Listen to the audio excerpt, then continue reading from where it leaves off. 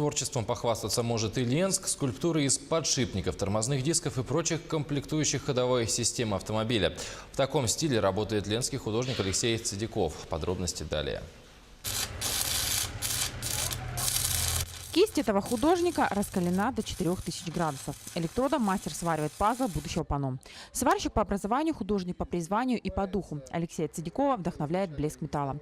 То, что могло стать металлоломом, для него материал для творчества. Пол в мастерской завален коленвалами, тормозными дисками, корзинами сцепления, суппортами, электродвигателями и еще прочими комплектующими ходовой части автомобиля. Видавшие виды автозапчасти мужчина собирает со всей округи. После замены деталей с автомобилей, когда старые снимаются, новые устанавливаются, само собой, они потом подвергаются утилизации. Я тут езжу по СТО и собираю их для того, чтобы потом их соединять и получалась скульптура. Алексей художник, он пишет картины из камня. Но не зря говорят, талантливый человек талантлив во всем. Однажды, увидя на улице нашей столицы скульптуру из металла, молодой человек подумал, почему бы ему не сделать такую же. Взгляд притянуло. Понравилось. И, в целом, чтобы отвлечься от основной своей деятельности, также творческой, я попробовать решил тоже сам. В общем-то, попробовал, вроде получилось. Первая скульптура Алексея – персонаж Ксеноморф из культового фильма «Чужой».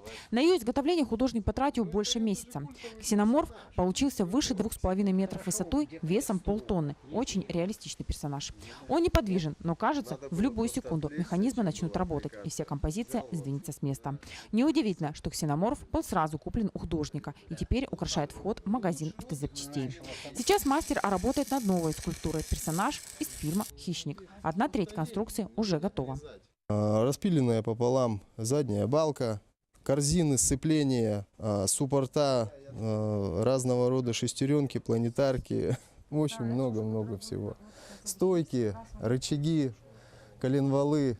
В общем, все, что можно использовать. Все, что железное, все, что варится, все здесь. Как только все пазлы конструкции встанут на свои места, скульптура будет покрыта антикоррозийным грунтом, после чего художник нанесет краску стального цвета. По словам Алексея, хищник будет готов уже через неделю. В завершение хочется сказать, что в перерывах между варкой скульптур и созданием картин Алексей занимается еще и аэрографией.